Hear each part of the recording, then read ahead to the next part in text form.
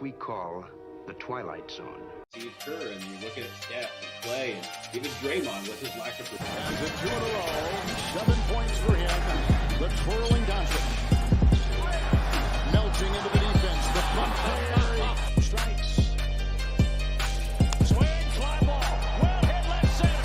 Ronald Acuna has home. Rookie rushing record for the Steelers. Look, he came into this game averaging 3.67 yards per carry. 42nd out of 49 qualified rushers. Freeze to begin the third quarter. It has been incredible. Here he comes again. Oh, goodness. And the Greek basketball god. And he was a great guy that teaches the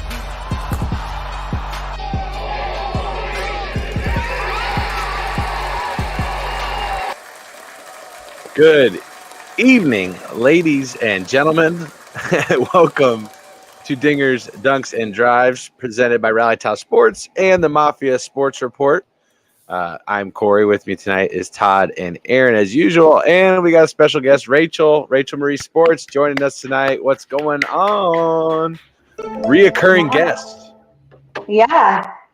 Well, I was just saying, we've got a hurricane coming through, but other than that, it's a good night to be in the house and talk some sports. Beautiful. Well, we're glad to have you. We're glad you're inland and not on the coast, and hopefully a little bit more safe. And like you were saying beforehand, Floridians are well versed in the handling of tropical storms and the like. So we're glad you're all right and glad you could join us tonight. Good to have you back. What have you been up to? Work, a lot of work. It's in my industry, my day job industry, it's a very busy time of year. So it's been a lot of work. So it's good to take some time and just hang out. No, that's awesome. Well, yeah, I'm glad to have you here. I think we can all probably relate to that a little bit. See. Well, what a week it was, gentlemen. Week 9 in the books. We're about halfway through the season now, obviously pending whether or not you've had a bye or having a bye, but we're about midway through the season, as close as it's going to get now with the 18-week schedule that we have. So I think it's time to kind of dive in and go through some report cards. Let's give our little synopsis on different teams throughout the league. What we want to do is compare what we thought a team was going to do versus what we're seeing now midway through the season. So we're going to go with a performance review. Okay, we have employees that are of our stead here. We're going to give them a performance review, whether they're not meeting expectations, they're meeting expectations, or they're exceeding expectations. Okay, obviously the goal is the latter of those. But let's kick it off with let's end on a high note. What do we say? Let's start with let's start off with those that are not meeting expectations. Aaron, I want to kick it off with you. Who you got that's not meeting your expectation midway through the season? I mean, it's got to be the Colts, right? I mean, it's probably a good one to lead off with just because of the absolute insanity that we've seen this week. Obviously, you see head coach get fired, and then Jeff Saturday, whose last job was, coaching high school football. Won a playoff game. Won a playoff game. Obviously, a historic member of the Indianapolis Colts, and that's all well and good. But when we did our over-under podcast at the beginning of the year, I think we were all unanimous overs for the Colts, saying this is the team that I think is going to win the division. And now the question is, are they going to finish in the basement? You obviously make the Matt Ryan trade, and that has not panned out like you would have expected it to. They're constantly cycling through old quarterbacks. They've had the curse of Andrew Luck ever since he retired, and they just haven't been able to fill that position, even though it seems like that roster around them is built soundly. But so are they cursed now for having tanked for Andrew Luck? Is this the gods getting back? I'm saying that, kind of facetiously, right? But no, I don't necessarily think it's a curse, but it certainly seems like a snake bite at the very least. Yeah, I think honestly, like such high expectations for that offense in general. I think that the organization, when they got Matt Ryan, was just posting this putting out this persona of like, we're here and we're ready to contend for a Super Bowl. And have they missed the mark? Todd, who's missing the mark for you, not meeting expectations so far midway? Y'all, I got the Las Vegas Raiders as my underwhelmer to start the 2022-23 season. Last in the AFC West, 14th overall in the AFC in terms of overall just rankings within the AFC as a whole. 17th ranked offense, 28th ranked defense. We saw them go out and get a couple of edge rushers, get a little bit of defensive back help. Obviously, trading for Devontae Adams and getting that, a top 3 wide receiver on that roster, thinking that Las Vegas is just going to pop off and kind of be, the Rams and the Chiefs where they're just throwing for 40 plus a game. And especially with a coach like Josh McDaniels, who's so offensive minded, and it's really been underwhelming for most. I mean, we just watched them 2 weeks ago get absolutely shit on by the Saints, right? Not crossing the 50-yard line until 9 minutes were left in the game. And Devontae Adams getting 3 targets and 1 catch going into that week, or coming out of that week. And then, obviously he rebounded a little bit last week, but this was a team we talked about, guys, that was contending for a playoff spot. And they're basically out of contention at this point, right? Oh, I've written them off. Yeah, I've written them off for the whole season. They'd have to run the gamut to even make a wild card spot at this. Obviously being in the same division as the Chiefs, but we were talking about them being competitors coming off of a playoff season, right? And only getting better on paper. And I think the biggest fact to me that I want to share with you guys is that they've been up by at least 17 points in 3 games this year and have lost all 3 of those. When they have their largest lead, they lose. That's brutal. That's uncomfortable. Yeah. That's almost Ravens-esque in the beginning of the season, right? Giving away those fourth quarter leads, but they've kind of right the ship. I don't know. They're steering the ship in the right direction. Thank you, Todd. They have corrected things. They have corrected things as a team, whereas the Raiders have not at all. Let's get Corey's English report card now. Let's give me a your English report card. Let's. In fact, I tweeted out about this. I found the coolest beer can. It's called Nord Sky. It's from Black Rock's Brewery, and I believe they're in Marquette, Michigan. Yeah, Marquette, Michigan. A UP beer. Check them out, Black Rock's Brewery. If you'd like to sponsor Rally Top Sports, Black Rocks, please. You have our information. They don't. We're available. We're all available. Yeah, we're horrible sluts on Twitter. We're everywhere on Twitter. It's a little bit much. I'm going to continue kind of going on here, and Rachel, then we'll get to yours. My team that is not meeting expectations has to be the Super Bowl champion Los Angeles Rams. This team is pathetic. It's bad. It's bad. And I put it on TikTok last week on my bets. It has been the team that I continue to bet on. Just like, please prove me that you're coming up out of this slump that you've just stayed in since week 1 when the Bills just told, who's your daddy? The whole game. It hasn't happened yet. I think they might have one of the worst offensive lines in football, which is a big turnaround from what they had in the success, leading them to a Super Bowl championship. Obviously, there are some surprises in that division. We'll get to those a little bit later, but I got to go with the Rams here, completely underperforming. Bobby coming in with a comment here on who you think, but first let's get to Rachel. Rachel, who is your team that is not meeting expectations? So I feel like people are going to think this is like an NFC North bias, but for me, it's got to be the Packers. And absolutely, there's so many excuses out there for this as well. And I understand they're pretty injury ridden this year. All the drops from the wide receivers and, why haven't they gotten Rodgers a wide receiver? But wasn't that the excuse? Isn't that an excuse that we've heard time and time again since they drafted Jordan Love? Why aren't they getting Aaron Rodgers any help? And yet they were fine last season, but this year we've got him out there. It just doesn't seem like they can balance the run and the passing game. And it's off. The O-line isn't holding up like it used to.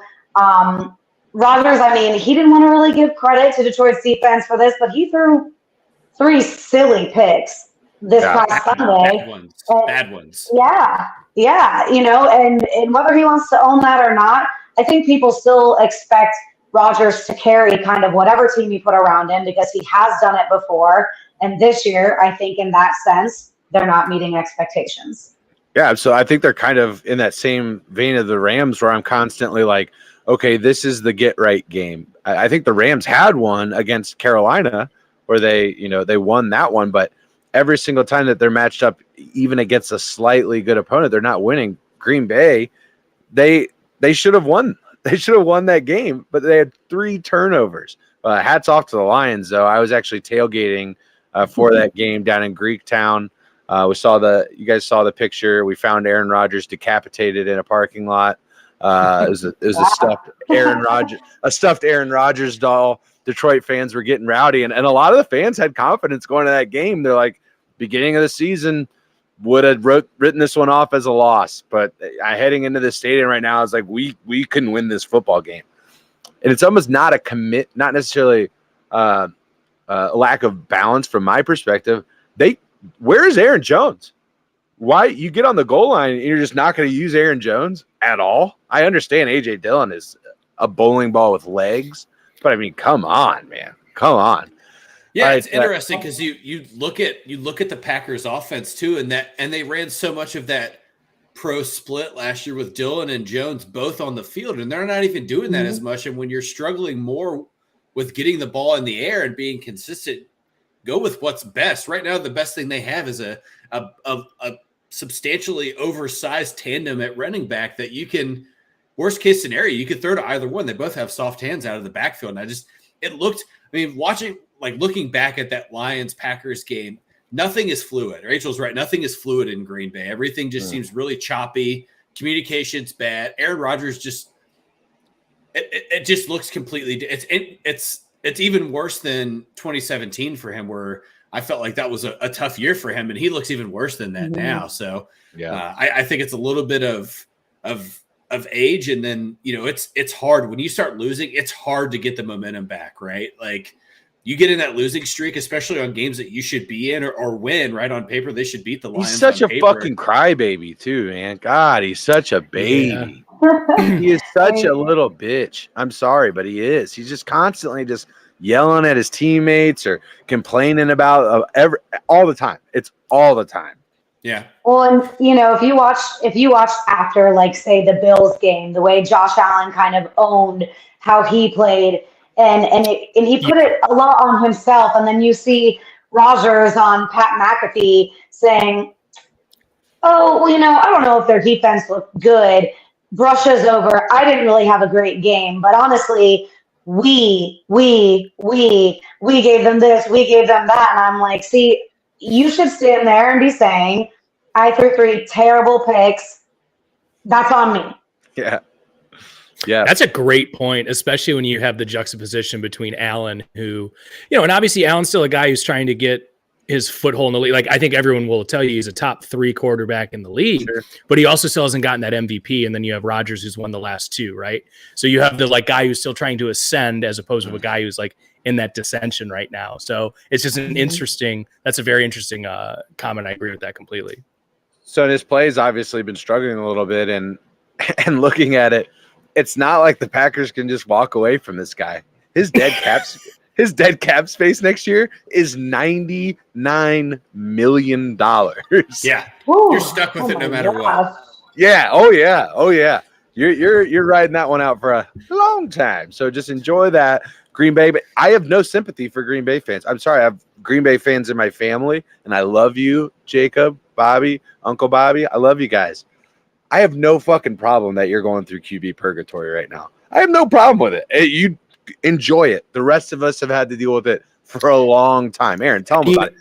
You know what, though, too, Ray? Oh, I'm sorry, Rich, not to cut you off, but it's the same thing we've been doing in the AFC North, right? Because now that Big Ben's gone and you're seeing the Steelers struggle through it, and Bobby had made the comment about the Steelers underperforming. As a Lions fan, how awesome is it to finally see the Packers struggling at the quarterback position? Oh, absolutely. I mean, I think everybody in on the same page. Like, us Vikings fans, Bears fans, we're reading these articles about Rodgers' contract impact on the Packers for years to come, and we're all like, oh, so sad. Yeah, it's so sad. Horrible that in our lifetime we've never seen the Packers really struggle like this, right? It's for us, it's the first time that awesome. I can remember watching football and being like, man, the Packers are shitty. Yeah. Right? Like I'm not. Is Justin Fields the best quarterback in the NFC North? Ooh. No, give it to Kirk. It's gotta be Cousins, right? I was gonna say and you see this video this past weekend with all the chains. They said Kirk Thuggins, and they're throwing it around. I'm like, ooh. I'm kind of into it. You kind of turned me on, to be honest with you. I never felt that way. The answer is probably still Rodgers. He's won the last 2 MVPs, but he's just like shit. Yeah. Maybe. Oh man! All right. Let's keep rolling. Rachel, we're gonna let you lead this one off. Which team in the league is meeting your expectations? They're doing exactly what you thought they were going to do at the beginning of the season. Nothing more, nothing less. For me, it's definitely Kansas City. I mean, they're about where I think most people expected them to be. That offense is just loaded with weapons. Juju's obviously been a great addition to the receiving core. I mean, you got Travis Kelce, just the most ridiculous receiving tight end in the league. Patrick Mahomes is having such a fantastic season. I mean, I can say that from a fantasy perspective too. Every week I'm like, thank you, Patrick. I mean, they're leading the league in scoring, and I expected that. I did. And I think it's great. I think it's awesome, but I expected them to be right where they are. Yeah, I think I had them as winning the division as well. Todd, which team is meeting expectations from your standpoint? You know, it's tough for me to say this being an AFC North foe, but it's got to be the Baltimore Ravens, right? I mean, we talked about it on this podcast being a team with really a super high ceiling, but also kind of a low floor, right? Going into this year, because there were every year there's high expectations for Lamar Jackson to come out and be MVP Lamar Jackson, right? We've seen him play at his best this year, and I think we've also kind of seen him fall back into the rut, right? Baltimore has been in double-digit leads in every single game this year. First time in NFL history through 8 weeks that you're in a double-digit lead for every single game, and they've still lost. They've still lost multiple games, and they've allowed comebacks in multiple games, right? Where they've won, where it's come down to the wire, i.e. the Bengals, right? Like that was a game that got extremely close that really should have stayed separated if they played right. And I think you're still seeing some of the gaps in offense, especially for the wide receiver position, right? Losing Rashad Bateman for the season hurts them significantly because that's a guy that Brian, thanks for liking the stream, man. They bring in to be your kind of your ball hog and relieve some pressure off of Mark Andrews, and then your best weapon gets hurt, right? Mark Andrews gets injured, and you don't get to play him as often. So now you're relying on the guys like Kenyon Drake and Devin Duvernay and Isaiah Likely, and they've all kind of stepped up to the table and played well. And oh, by the way, they just got the best tackling linebacker in the NFL and Roquan Smith on the other side of the ball for them to couple Justin Houston, AFC North Defensive Player of the Week, and Patrick Queen, who we've seen in this short time in the NFL make immediate impact. So, and not to mention, it's the best special teams in the NFL by it's like 1 and then 2, right? Yeah. I mean, that might be the first time we're actually giving a lot of cred to special teams on this podcast, and I just wanted to say thank you, Todd. I appreciate it. Yeah, you're welcome. Look, you have to. There's 3 phases of the games. 3 phases. It's a part of the game that goes underappreciated, but when you have a kicker like Ryan, Justin thanks for liking the Tucker stream, man, and a return specialist like Devin Duvernay who can immediately bring you back into a game or separate a game or be tied up in the fourth quarter and just have to get to the 40-yard line to kick a field goal, that's a pretty special thing to have. And I mean, we see it in the whole AFC North, right? Everybody in the AFC North has that ability to have a kicker to kick it from 50 plus, but I mean, it's kept Baltimore atop the AFC North and third in the AFC. So I got to stand by it for the time being. And I'm hoping that changes. My opinion changes in the next 5 or 6 weeks, but I got to give credit where credit's due. I think honestly, we talked about it at the beginning of the season, Ravens lowest floor, highest ceiling. I think they had the widest, they were the team that we thought could go either way drastically. They could be very, very, very good. And we might be starting to see that a little bit. They might start reaching the highest part of their potential. Charles coming in with a who day. What's up, Charles? Hooday. Thanks for dropping by, buddy. We got Bobby. He's got the night off. Kinda. He's moderating, so we appreciate it. And we got Brian jumping in, Ryan jumping in. What is up? Appreciate you, What's up, everybody. y'all? What up? If you haven't already, head over to Twitter, follow Rachel Marie Sports. She's our guest tonight, joining us for the second time. She's back. And go ahead and subscribe on YouTube to Rally Top Sports and Rachel Marie Sports. You can find us both there on YouTube. And we're on TikTok now, ladies and gentlemen. That's right. We're tickety-talking it up. So go ahead and follow us on there as well. That's what the kids are saying. That's what they're saying. People are saying it's a pretty sweet account. So speaking of which, Rachel, second time on, official friend of the pod. I think that's what that means. Yeah. Official friend of the pod. Fourth one, you get an embroidered blazer as well. Yeah. Your fourth visit, yeah. None of us have, by the way. Yeah, well, none of us have one. I think we should start, though. I think that sounds like a good idea moving forward. 5-timers jacket. The 5-timers jacket. Oh, yeah, dude. Let's go. Nice SNL reference there. All right, I'm gonna drop mine here. Team that is meeting my expectations. Kind of a little bit of a underground pick here. I'm edgy like that. You never heard of this band before, but I'm going with the Bears. I'm going with the Bears. The Bears are meeting my expectations right now. They are having flashes of a productive offense, right? The bar was pretty fucking low last year. Let's be honest. The way that they were using, or rather misusing, Justin Fields in that offense. I got to be honest with you. What I'm seeing out of Justin Fields out of the last 3 weeks is extremely encouraging. He might already be the best Ohio State NFL quarterback of all time. I think he is. Yes. I don't think there's Bar's argument there. Bar's pretty low. But yeah. so here's a really cool thing that the Bears did. I saw that's on their bye week. The Bears studied Lamar Jackson. It might have been Jalen. I may be, or no, excuse me. They studied the Ravens, the Bills, and Houston offense when Deshaun Watson was there. What were the play sets that they had in there to allow their quarterback to be more mobile? And they started implementing that, which is just this crazy philosophy that instead of, hey, let's make Justin Fields just stand in a pocket behind a bad offensive line, let's actually use his best asset, which are his legs, and allow him to be more mobile, get the defense to start respecting that aspect of their game. And they started to do it. I'd be extremely, Rob, if you're tuning in right now, our resident Bears fan here, but if you're tuning in, man, I'd be very happy with what we're seeing out of Justin Fields right now for this Bears offense. It's actually starting to click a little bit. Obviously, the Bears are in full tank mode, getting rid of their two best defenders, but I love what I'm seeing out of them. So good for you. Good for you. All right, who did we leave off? Aaron, who you got? Yeah. So this one Again, to me this is like, just for people newly jumping in the stream. We're doing mid-season report cards. We've already done teams that aren't meeting our expectations. We're wrapping up teams that are meeting our expectations right now, midway through the season.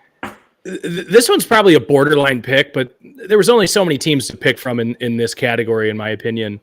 So this is the kid who is, he's taken some honors classes now, and he's doing okay. And it's the Miami Dolphins. Okay. And the reason I say that is because I don't think any one of us thought that, hey, they're going to be in contention, for the AFC East. This was the Bills division to run away with this year. And that's what we're seeing. But what we've seen out of the Dolphins this year is you start 3-0, you lose 3 in a row, you win 3 in a row. It's been a very volatile season for him. Obviously, we all know about everything that's going on with Tua. But you take a look at the offense and the moves that they made this year, obviously bringing in Tyreek Hill to pair with Jalen Waddle. And really, it's worked out exactly as I think people thought it could, in the sense that, listen, Tua, a lot of people were down on, but when you have two dynamic receivers like that, just look what can happen. I mean, take a look at what you're seeing out of Jalen Hurts this year. Get him a guy like A.J. Brown. That's fantastic. Yeah. You're seeing this around the league. When you actually give these guys some receivers, they're going to do pretty well with it. Shocker. I know, right? Same thing like with what Corey's saying with Justin Fields. Like, hey, maybe if we take the super athletic guy, get him in space and let him do his thing. Like, that's what they're doing in Miami with their receivers, and it's been phenomenal to see. Obviously, now making the trade for Bradley Chubb on defense is, I think, going to help them out a lot as well. And the reason they're my pick for meeting expectation is I thought they were going to be in the wild card mix, and that's exactly what they're doing this year. They're not now. Obviously, they beat the Bills. I think that was kind of a little bit of a fluke game, if you will. Even though I had them that week, it didn't go the way that I thought it would. Even though they ended up with a win, and they're doing exactly what I thought. They're right there in the wild card, and I think that's exactly where they're going to finish the season at. I mean, and you go ahead, Todd. Go ahead. I was just gonna say it's the Pee Wee football rules, right? The best players on the field get the ball. Yeah, that's it. It's a really simple philosophy. So you're saying they should start lining Jalen Waddle up at free safety, is what you're saying? Fuck it, might as well put Tyreek Hill back there too.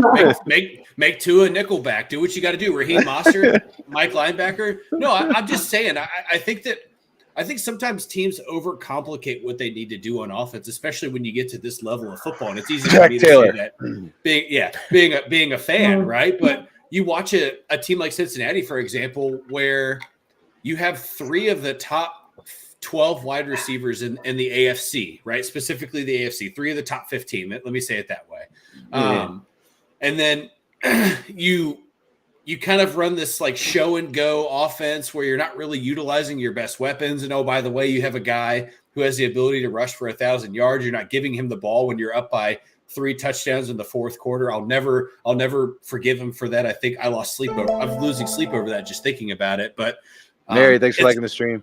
It's a simple philosophy. When you have the talent, you get him the football, and you just make it work. You utilize your weapons and you build your offense around those weapons. It's really best case scenario for Miami right now that you have 2 of the fastest, best route runners that can create an inch of space off of nothing. And you have a quarterback who just sees it and goes, "Oh, I'll throw the football now." And you're giving him a ton of time. So everything clicked. I mean, I'll be honest with you. There's a lot of good things shaping up for Miami right now. And one of those is an awful thing for the Buffalo Bills, in that Josh Allen is rehabbing the same injury that Matthew Stafford had in this last offseason. As you know, Ryan in the Facebook chat, Ryan, we appreciate you coming by, man. He asked, is Josh Allen going to be the first QB to ever get Tommy John? The answer is no, because Matt Stafford had Tommy John surgery this last offseason. Jake Delhomme had it when he was a Cleveland Brown as well. Okay, so this is not good. This is an injury that can only be healed by surgery. It's similar. It's similar to what for Bengals fans, and Jamar Chase has an injury right now that can only be healed by surgery. He has a torn labrum in his hip. Only be healed by surgery. Yes, he has a hairline fracture in there as well. That can be healed over time. But Jamar Chase is getting surgery after this offseason. It's happening 100,000,000% during this offseason. He's getting surgery. Josh Allen, he's also getting surgery this offseason. Has to. I think that to repair what is hurt right now has to happen. What impact is that going to have long term in this division, Aaron? Are the Dolphins going to 70-yard Hail Marys at the end of the game? The guy's just a super freak, dude. I think he's going to be okay. Okay. All right. Well, we'll see. Give him some rest. I think they give him some rest because they're in a good spot. But yeah, I think he plays. He continues playing. Like you said, he gets surgery in the offseason. Okay. Yeah, we'll see what the wear and tear looks like. How well that elbow holds up. Everybody loves Josh Allen. I picked him to be my MVP. The football is better when he plays, for sure. Definitely not rooting for injury there. All right, let's get into the teams that are exceeding our expectations. Again, we are doing mid-season report cards before we get into our Week 10 picks. We have Rachel Marie join us from Rachel Marie Sports. You can follow her on Twitter and subscribe on YouTube. All right, Rachel, exceeding expectations. Who dat? Who there? So I went with the Seattle Seahawks because what the hell? What the hell? Going into the season, everybody, I think we can all say that we probably wrote them off. I mean, how this Russell Wilson trade has worked out has been bonkers on both ends of that deal. But I mean, Geno Smith has the 4th best QBR in the league right now. Statistically, he's the most accurate quarterback at this time. Like, who would have known? It's blowing my mind. We're seeing a defensive turnaround. They kind of started out a little bit more rough, but I think since week 6, they're now allowing the 5th fewest points to opposing teams. I mean, they're doing it. And then you've got, Kenneth Walker out there. He's really starting to show a lot of what we saw at Michigan State. I mean, he's phenomenal. So it's the Seahawks for me. They just kind of came out of left field and they're crushing it. So let me ask you this, Rachel. Pete Carroll, Coach of the Year?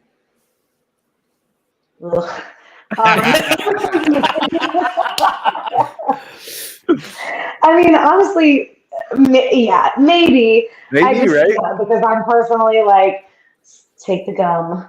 I just want to smack the gum out of his mouth. But yeah, I mean, the turnaround we're seeing in Seattle is crazy. So he's definitely in that conversation. Bobby just jumped out of his chair when her initial reaction when she went, ugh. That's That's probably a perfect transition to me here because it's probably Sirianni with the Eagles, which is obviously who I have exceeding expectation because they're 8-0. Like, I mean, that's such an easy pick to make because who else are you going to pick besides the team that's still undefeated, going into week 10? But the reason I didn't pick them, Aaron, I have them in the NFC Championship game, the start of the season. So I can't pick. I expect them to be near the top. When you looked at the NFC at the beginning of the year, it was, okay, which one of these teams? Yeah, somebody's going to have to make it there. And when we were doing our over-under podcast, I just made the point of let's just go through the schedule, man. Like, this is an over easy. I think I locked them as the over because I was like, I don't see a way that this team doesn't win 10 games just by looking at their preseason schedule. And Rachel, I agree with you on the Seahawks, man. I mean, like, that is such a fun story to watch. You see what they got for Russell Wilson, and they've made like slight hand comments of like, this is what happens when you have a quarterback that operates within the system. And I'm like, fuck yeah, hell yeah, make those comments because the one team I didn't pick for this as the, below expectations was the Broncos because I just didn't want to talk about them anymore. Yeah. So like like what the Seahawks are doing are great, but it's an easy pick to make for me to say the Eagles because they're 8-0. But I also think you can't do an exercise like this and not show them love. So I'll be the one to say them, but we'll go Eagles for me. But I think the Seahawks is the right pick. No, I agree. I honestly had the Seahawks in there. Out of respect for our guests, I had to change my pick. I still think my pick makes a lot of sense, but we'll get to that in a second. Todd, who do you have as the team? And then we're going to get to the comments. Once we run through report cards, we'll get to some comments and then get to our Week 10 picks. Todd, which team in the NFL is exceeding expectations right now? Guys, it's weird to say this, but I'm saying the New York Giants. Yeah. Right? The G-Man. If you want. Like, the Giants mic drop. Yeah, it's one name. It's Saquon Barkley, right? We see what this Giants offense does with Saquon, right? Saquon being the captain of the ship and letting him run the offense. Because let's just call a spade a spade. Daniel Jones is not the general out there, right? He is your time clock manager. He's your guy getting you through a game. He's just coasting through, praying that Saquon stays healthy. Because here's the thing, if Saquon goes down, we're back in the same shit all over again because that wide receiver locker room is horrendous. Yeah, it's bad. Right? I mean, you're looking at Kenny Galladay is coming back again if he plays, if Daboll elects to play him. I mean, coming off of this first injury going into the season, Daboll just chose to. What the fuck is up with Kenny Galladay, dude? I think he's a bum. Fuck, dude. I think he's a bum. Yeah, I think he got a great year with Stafford. Yeah, he did. He got paid, and he was, on the bottom part of. Yeah, I mean, Rachel, he got paid. That was him making his money. Then he made his money. He's showing you, pay me. Lions are like, well, we're not going to do that. We're obviously heading for a full-blown rebuild. The Giants bite, and this is how it's working out for them. I think he's kind of a one-hit wonder.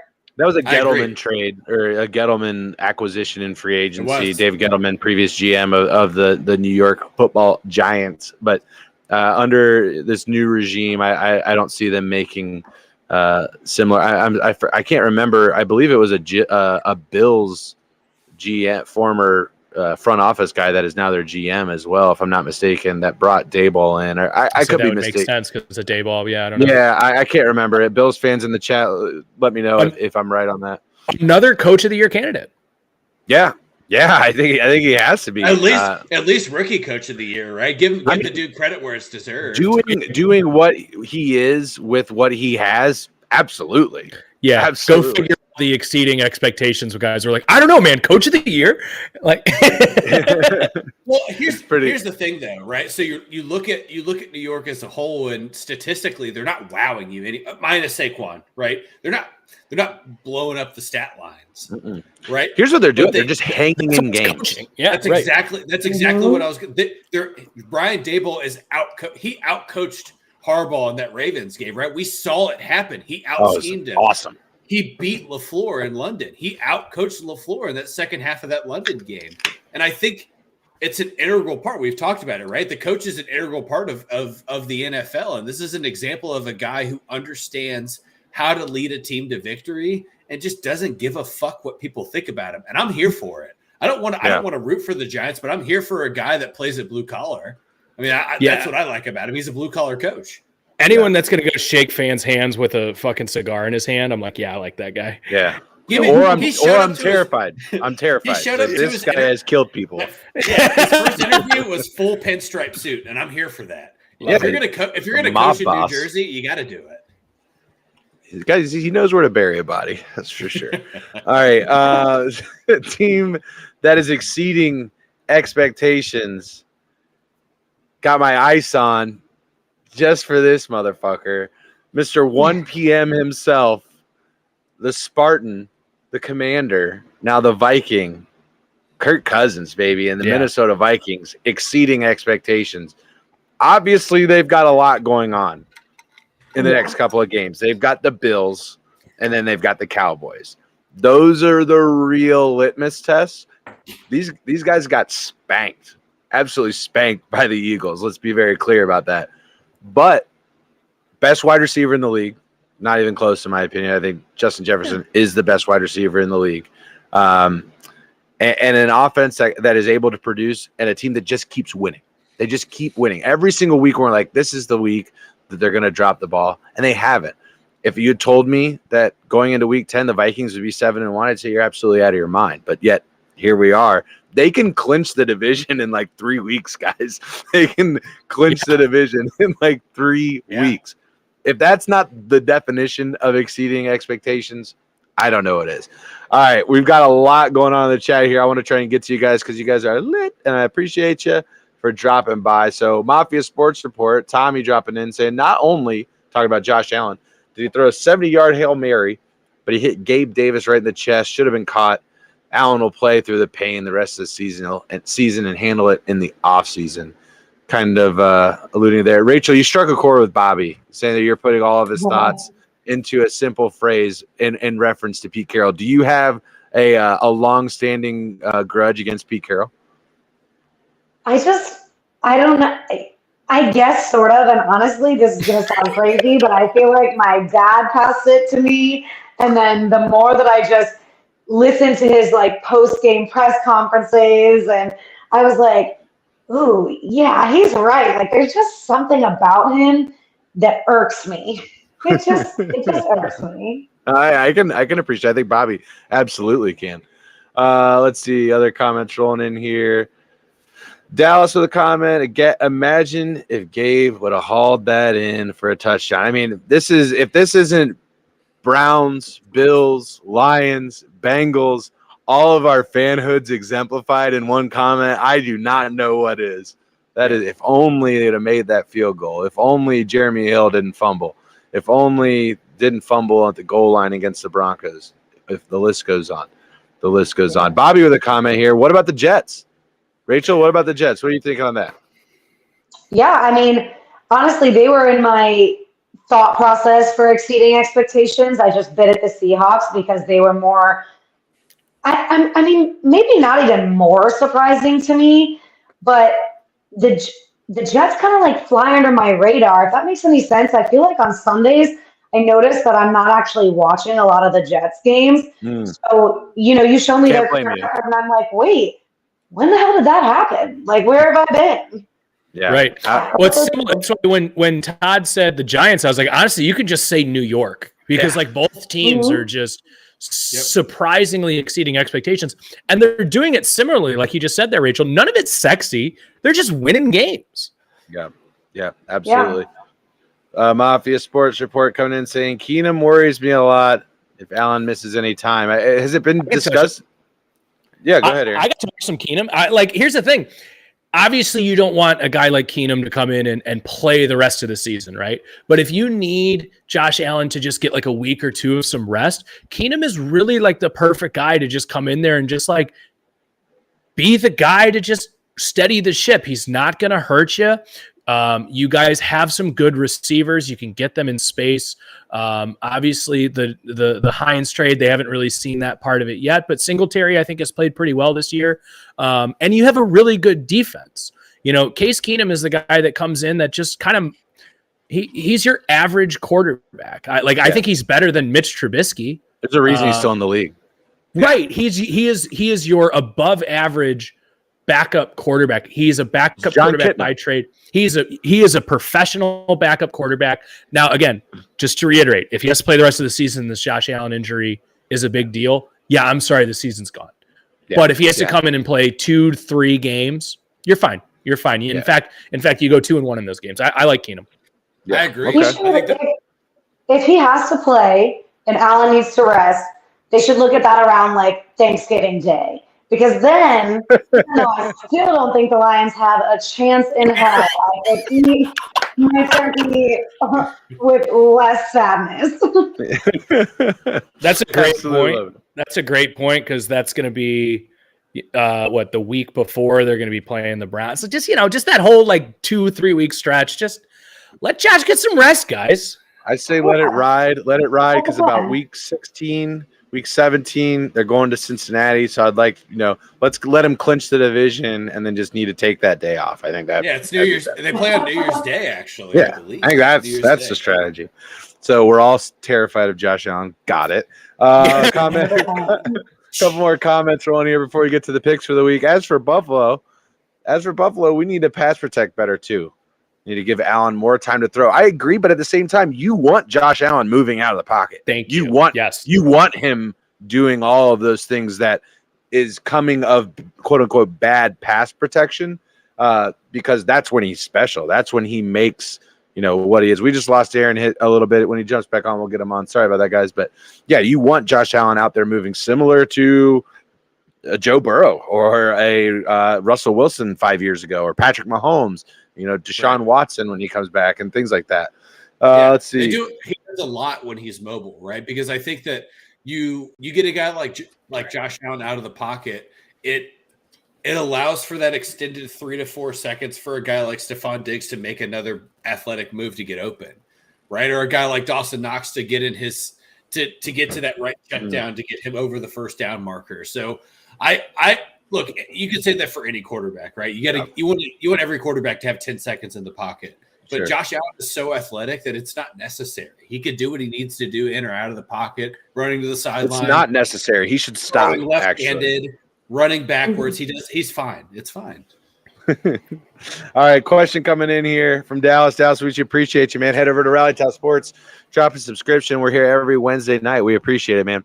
So do you think our secondary is going to have a hard time with JJ, I'm assuming Justin Jefferson on Sunday? Yeah. Quick answer. They all do. Yeah, everyone does. Yeah, absolutely. There's no shame in it. Is beer good? Yeah, it's good. Let's see. He said, comment coming here from Bobby, led the Vikings to an NFC championship game. He can play when he needs to. I think, is that a Keenum reference? Yep. Yeah. Sure is. Good He's deal good. there. He's fine. There's nothing wrong with him. Yeah. He's fine. It's fine. Fine. All right, cool. It's time, ladies and gentlemen, for our Week 9 picks. Real quick, let's get a recap on the standings and where we are at from last week. First, I want to give a shout out to Bobby. He's not on right now, but he's put together 2 solid weeks in a row. This last week, he went 11-2. Damn. Aaron went 10-3. I went 9-4. Todd went 8-5. Bobby has clawed his way out of the cellar. The current standings, new basement troll, Todd Gottschall, sitting over there at 73-47. Bobby has a 1 game up on that at 74-46. I am at 76-44. And Aaron, thank you to Matt Stafford in the Rams, has clawed his way up to a 2-game lead at 78-42. Yeah. So Sorry about it. All in all, if you would just listen to us and take our money line picks, you'd make money in the NFL. That's what we're trying to tell you. You're at least right 8 out of 10 times or 12 times in my. You're fine. You're good. You're good. All right, cool. So let's get it popping. Let's see. Hold on real quick. What about being the Super Bowl 57 preview question coming in here, talking about Bills versus Vikings? I think there's a team in Philadelphia that might disagree with that. That's all I have to say about that. There's a team in Philadelphia that might have a little something to say about that. There's some teams in the AFC too that might have something to say about it as well. Yeah, right. I think the AFC is so fucking tight that there's such little parity between a lot of teams. And let's see what's going on with Josh too, because listen, we love our Bills brethren, but I love the Bills. There's no Josh. There's no Chip. Yeah, that's true. That's true. Let's just see how it goes. We wish him the best. Never want injury, but of course, and we love Josh Allen. Yeah, literally preseason MVP. All right, let's get it popping. Thursday night, we are headed to the ATL, and we are getting, I believe, the full black Falcons uniforms, if I'm not mistaken, or no, it's full Black Panther, if I'm not mistaken, from the Panthers. So we're getting the alternative helmet. I think it was actually second in our Rally Towel Sports helmet bracket for alternative helmets coming into this season. So Panthers at Falcons. Rachel, who you taking in this one? Obviously, it was a great matchup just a couple weeks ago, but who do we got going on this one? Man, I mean, I think in division, Carolina's going to look a little bit better than they have, but I'm still giving it to the Falcons at home. Yeah, I think that's a pretty fair assessment. Panthers looked real bad. Real bad. It is in Carolina, is it not? It is. It's in Charlotte. Yeah. Okay. Oh, it is? Okay, I'm sorry. Yeah. I'm still going to give it to the Falcons in Charlotte. I'm sorry. That's on me, Rachel. I set you up for a failure on that one. The website I was at giving me the odds because I like to look at the spreads because I'm a degenerate. I was giving that one in Atlanta, so apologies there. I'm taking the Falcons as well. I think that if there's another team that can contend with the Bucs to actually win this division, it's Atlanta. Carolina got absolutely exposed against the Bengals on Sunday. Joe Mixon. Isn't it weird when you give Joe Mixon the football and allow him to establish himself as a runner? Your offense can do things. Anybody that played him in fantasy football this past weekend, that is no. Yeah, it was pretty cool. Same. I had him in 2 leagues. I was I'm dancing in my living room, right? I'm just shutting. Yeah, but how are you guys all the other? I mean, he's been fine. He had just an absolute banger of a week. Yeah, sure. Banger of a week. Yeah, it was sick. It was sick. And we're up average over the whole season, but he's had some downers. Sure, but we were up 35-0 at halftime, and I was feeling great. Yeah, let's just put it that way. This all is right, the first so time all you guys, Bengals fans, we've been able to do it. Right? Yeah, at halftime, 100%. Yeah, I barely watched the second half. I'm going to be honest with you. All right, what do you got on this one, Todd? So I got the Falcons as well, right? I think you're gonna get Cordarrelle Patterson 100% healthy back, getting more snaps. You're gonna get to see that offense do a little bit more of the weeks 1 through 3, where you're gonna see him run the football. I don't know, 75 times, right? But I think that you're gonna see another high scoring game, right? Because these are 2 of the bottom 4 defenses in the NFL playing against each other. So I think we see another high-scoring game. If you have Cordarrelle Patterson, if you have, DJ Moore, if you have Terrence Marshall, that's kind of my sleeper this week in fantasy football. I think thanks for liking the stream. Flip the switch with PJ Walker last week, and I think he's a guy that relieves DJ Moore and gets him open as well. But I think we see the Falcons win here, but I think it's a good Thursday night game, which we haven't really had much of this year. Is it good in the sense of we're going to see quality football, or is it good in the sense that we're going to see a last-minute score win the game? Yes. Okay. All right. Aaron. Give me the Panthers, guys. I'm gonna go against the grain here. I'm gonna take the home team on Thursday Night Football. Thursday Night Football is always really weird. Here's a fun stat for you if you're a degenerate like Corey. The under is now 16-6 in the last 22 games on Thursday Night Football. I think the under is going to favor the home team in this game. We also had the role of, like you were talking about there earlier, Corey, them jerseys, buddy. I mean, the fans love them. And let me get a little pep in my step on Thursday Night Football under the lights with the players feeling themselves a little bit at home with the crowd behind them. Thursday Night Football is weird. I'm rolling with the Panthers.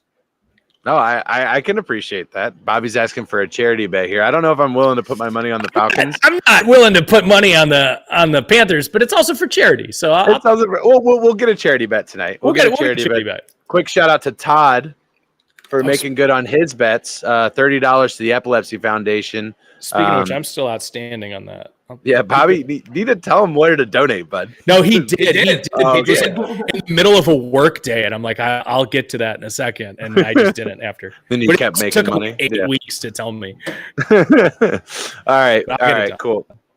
No, it's gonna be. Those helmets are just sexy as hell. I love the all black Panther helmets. Those are beautiful. Next matchup, for the first time ever, ladies and gentlemen. Yeah, I took the Falcons. Okay. Yeah, write it down, scribe. This is my first time scribing. I'm a little rusty here. Give me a break. For the first time ever, we have a regular season game in Germany as the Buccaneers are taking on the Seattle Seahawks. Rachel, what are we looking for in this one? Oh, put you on the spot there. That you know what? I'm starting to think about this, and I'm like, I totally forgot they're doing a game in Germany, and definitely was not thinking about it being this weekend. And do we know how many times Tom Brady has played a game overseas? I think once. This is number 2. I couldn't even think. Yeah. Okay, so this is the second time. I hate to go against Tom Brady, but I'm going to take the Seahawks. Yeah, I like it. Buccaneers favored by 2.5. Aaron, where are you going on this one? Do you know how many carbs are in Germany? Lots of carbs. That's Tom Brady kryptonite right there. I'm going with this alkaline diet friendly. The Buccaneers have looked borderline just bad, and the Seahawks have looked borderline really good. Not that they aren't good, but I'm saying like they're playing much better than they should. This is a game that's, you know, there's going to be some weird stuff going on because it's in Germany. It's early morning game, or well, I guess that would technically be about. It'll be about 1 o'clock there. 8 o'clock. 8. Well, I meant 9:30 because they're like London's either way. Whatever. I'm getting too much in the weeds here. I think the Seahawks have been playing really, really well this year. I think the Buccaneers have been hanging on by the skin of their teeth in the last couple of games. You got the Tom Brady magic in the last week. Geno Smith. I really like what they're doing in Seattle right now, and I'm gonna roll with the Seahawks here, guys. So if I'm gonna fade you, it's gonna be on an overseas game. It's gonna be on an overseas game and with Tom Brady. Not only that, Tom Brady has kind of genetically been engineering his face to resemble that of almost like a Hitler Youth, and they're gonna be in Germany, which I disavow, by the way. Isn't Germany where they do all that blood circulation shit too? Dude, he's back in the homeland. He's fucking weird like that. Some culty shit going on. There's some culty shit going on there. Tom Brady, he's vibing off of the motherland, and the Buccaneers win this one for sure. Wow.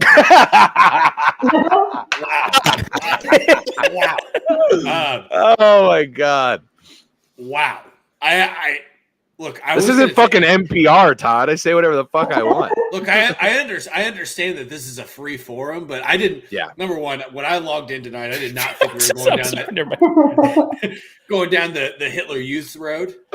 This is fewer for them. I disavow it. All right. What do you want me to say? Look, that's Jesus. Wow. It takes a lot for me to be just out of words, and I have no word. I'm taking Tampa Bay. Let's get to the next game. I'm rolling on my own the first two. This is going to be fun if I get them. Oh, it's going to be great for you if you get them, depending on what Bobby does. You know what Bobby's doing? He's watching our picks right now, and he's like, who do I need to get a game on? What have I done the 2 times I haven't been able to be on? Who gets them in pre-show? I just don't listen to you guys. I don't listen to you guys. I make my picks independent of you guys. All right, next game. We are in Arrowhead Stadium for a 1:00 noon local as the Jacksonville Jaguars, Aaron's darling team, takes on Patrick Mahomes and the Kansas City Chiefs. Todd, who you got? Guys, Travis Etienne has played great since he's become RB1 there in Jacksonville. I just want to start that out before I pick the Kansas City Chiefs. I want to say one nice thing about Jacksonville before I get to this. Yeah, I think this is a blowout, guys. This is a blowout. All right, perfect. Bobby, yeah, write them down because I can't. You're asking me to listen and read and talk and be involved. Chew bubblegum and walk at the same time. Yeah, I can barely think, let alone read and try to do this at the same time. No, I'm taking Kansas City here. I just don't think this is a close one. Yeah, Ellen, I'm taking Kansas City as well. I'll make this one pretty simple. Rachel, who you got? There's nothing in me that would take the Jaguars in this game, and I do give you credit, Todd, for complimenting them prior. But no way. I'm a super nice guy, but I'm a realist as well, and I just think this is a quick 28-0 game, and then it's just garbage points for Jacksonville moving forward. Trevor Lawrence, great bone structure. I got the Chiefs. Okay, here's the new rule. For every game, we have to compliment someone on a physical feature. Yeah, and they're just meat. So I'll go next for the next game that we pick, and then Rachel will go, and then we'll circle back around. Okay, sounds great. Next one, good luck. We got the Texans in New York taking on the Giants. Todd? Davis Mills has a really long neck. So how does that end? Is that a compliment? Yeah, he can see over the fridge better than you. It gives him a particular advantage as the last time you dusted the back of your fridge. Listen, Giants are coming off a bye week. You don't not pick a team coming off a bye week most of the time, right? It doesn't look like Dameon Pierce is going to play this week, guys. That's scary for me. For Houston, Bryce Burkhead's fine, but it's not. Dameon Pierce to me has been the offensive rookie of the year thus far. I don't love the way Aaron's face was frozen. Feel about that, but Dameon Pierce has played great. He's had consecutive weeks of being the impact player or the best offensive player for the Texans.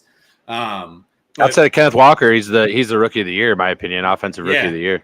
Yeah, so it sucks that he's on such a shitty franchise.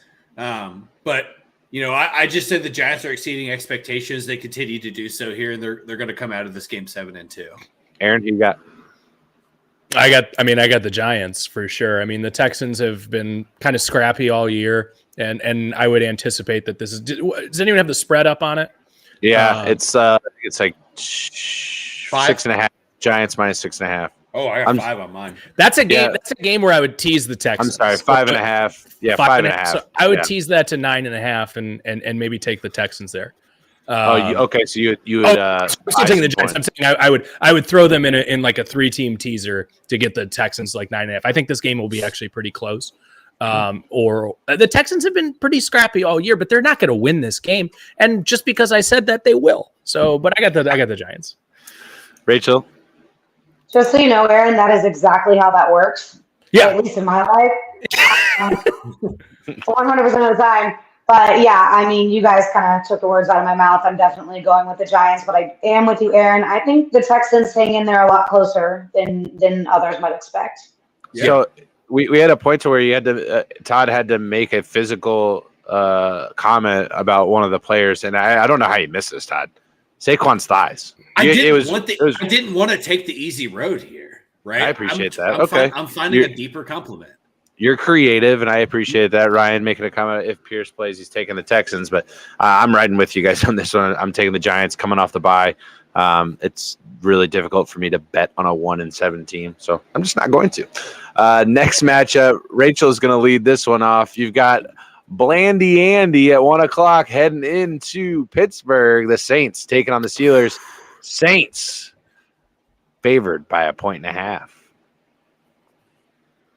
Wow, yeah, I could really see that game going either way. So I have to physically compliment somebody from the team that I'm not picking. That's how this is going. No, I just think somebody on either of the teams. comment on. You don't have to compliment. No, it's going to be the team that you're picking against. Okay, right? okay. All right.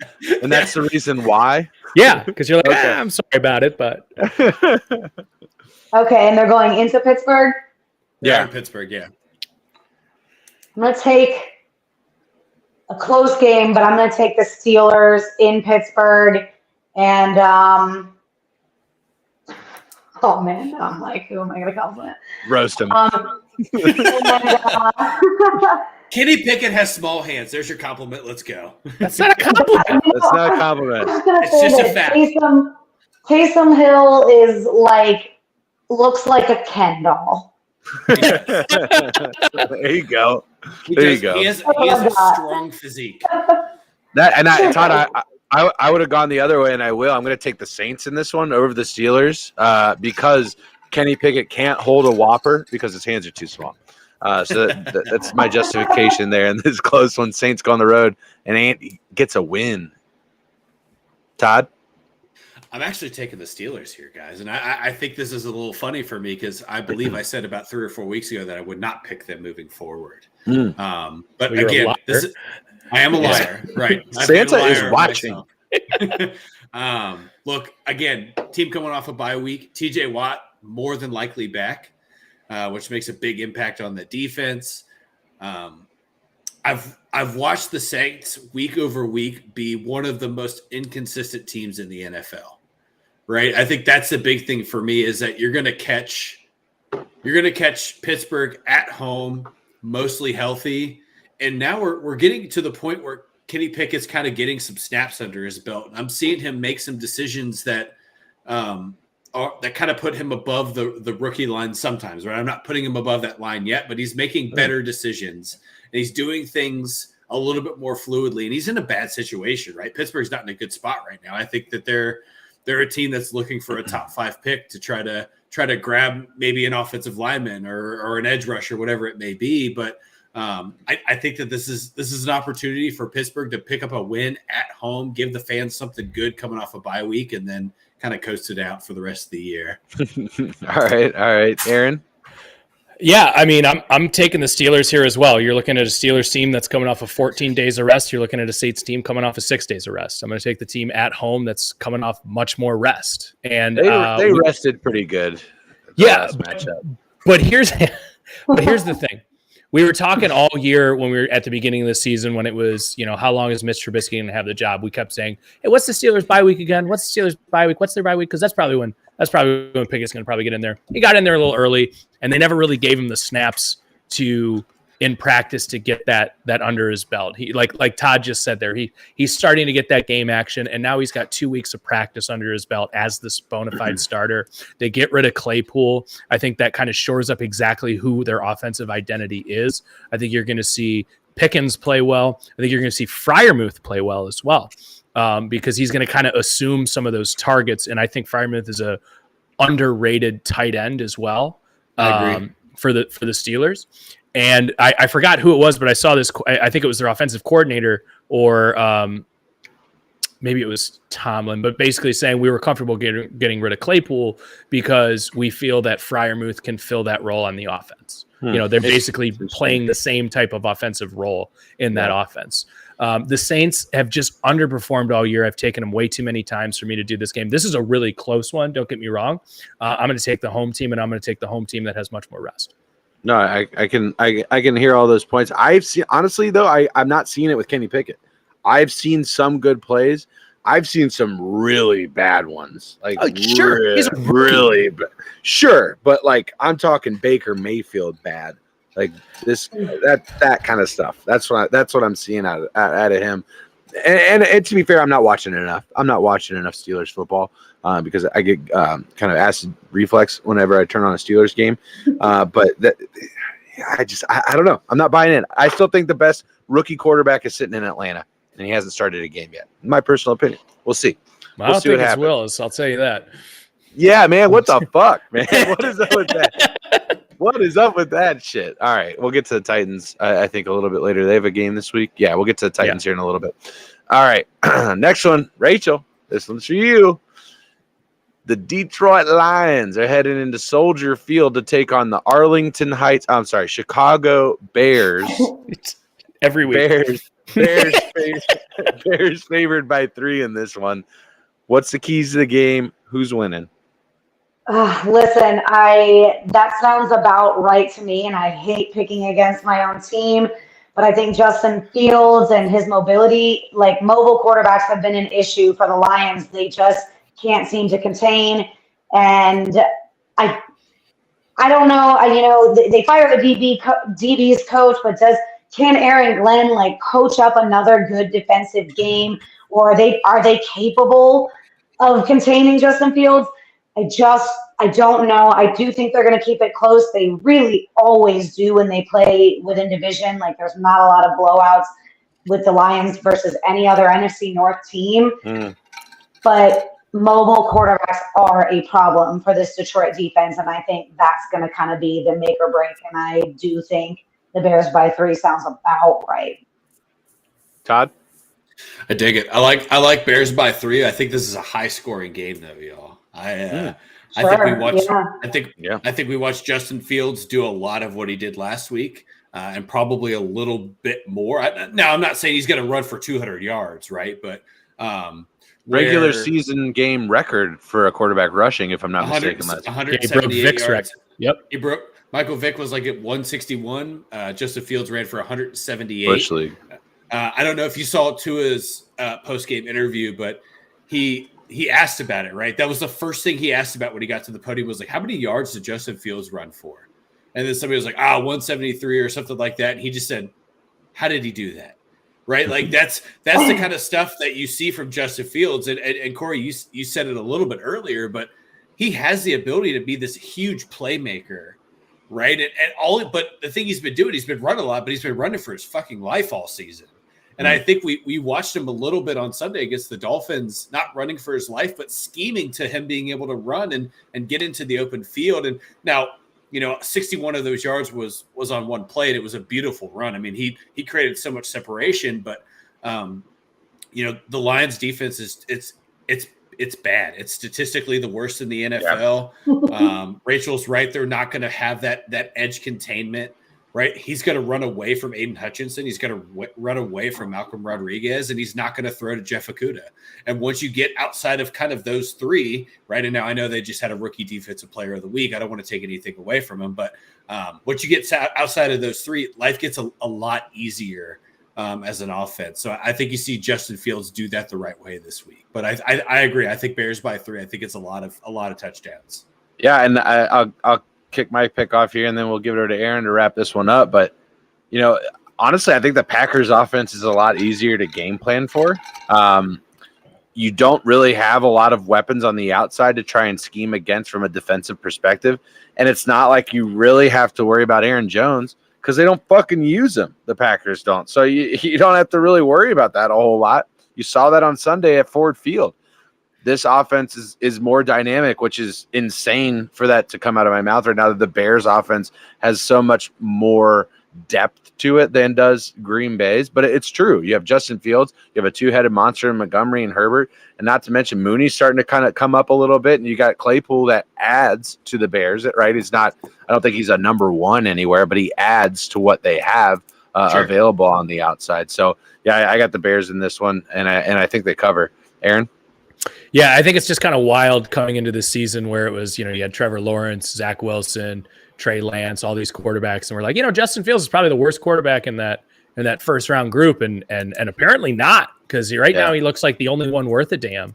And like you were saying earlier, Corey, like it's amazing what happens when you actually put somebody in a position of success. Told you guys I was going to come prepared tonight. Jared Goff, 0-10 and 1 on the road in his last 11 starts.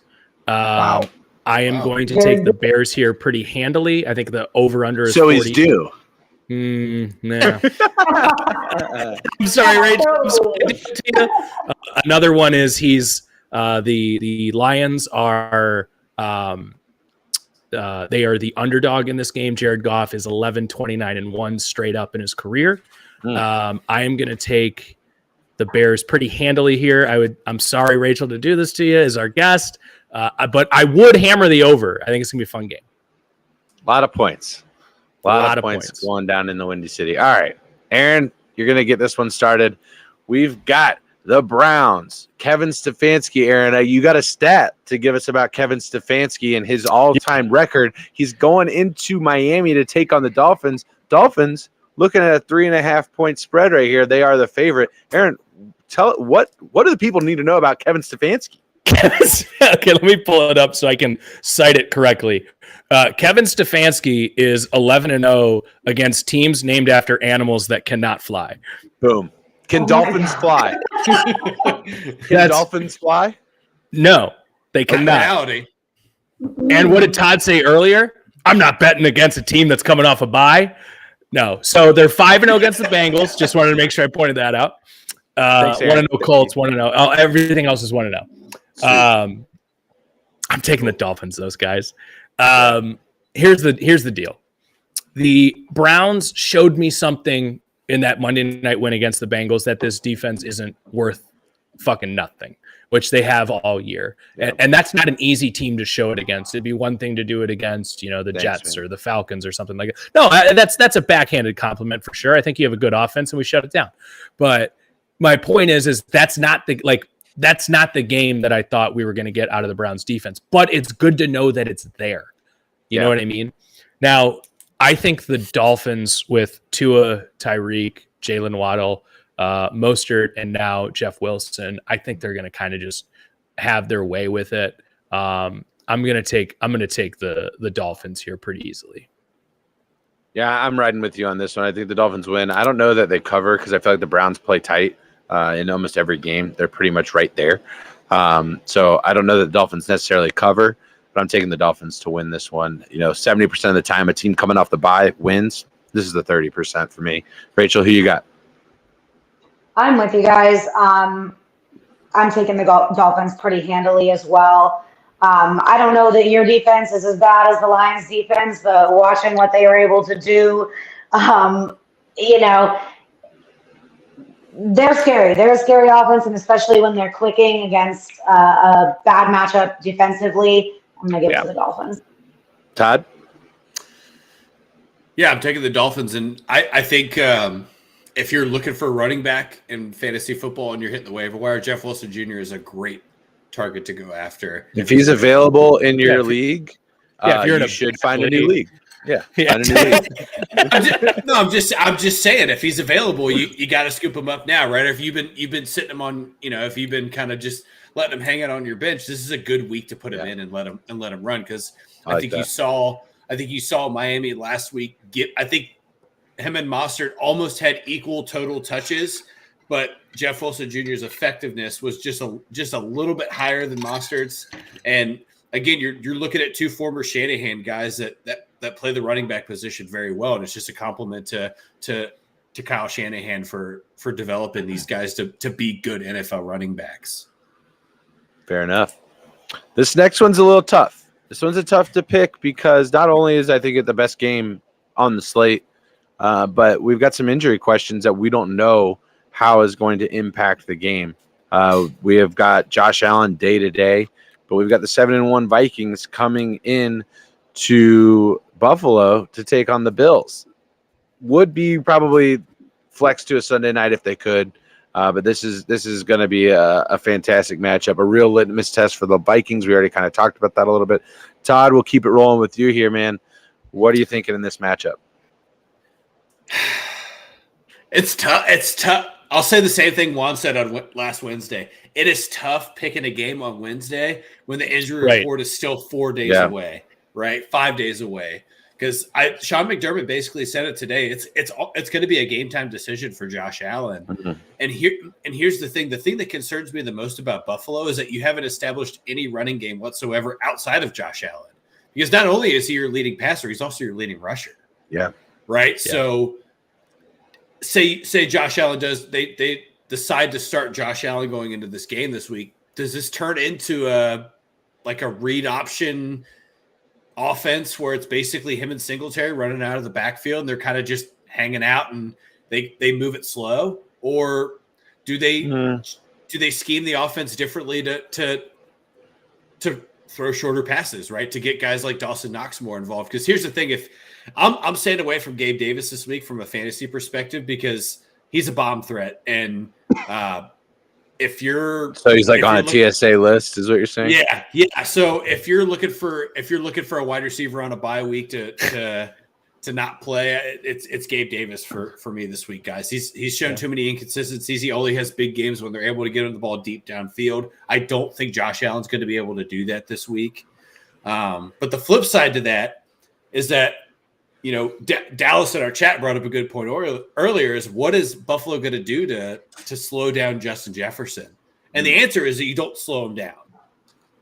Nobody's been only able hope to to contain him. Yeah, you took the words right out of my mouth there. Yeah, you try to keep him out of the end zone. You try to keep him away from the highlight reel play that you've seen all year. And I think, again, I'm going to apologize in advance, Rachel. I think the Vikings got significantly better going out and getting Hawk, right? I think that this is a weapon that Minnesota will actually use correctly. This is a guy that I think Detroit underutilized the whole time he was there. I know there's a lot of injuries and stuff that he dealt with in his time, but you get a quarterback who understands how to manage the clock and make the right decision. Hawkinson fits very well into that offense. And Can I just say, go ahead with your flyer. I'm going to take a flyer this week, boys, and I'm taking the Vikings. I like that pick. And can I just say about TJ Hawkinson's time in Detroit, his numbers are eerily within a couple of statistic points identical to Eric fucking Ebron.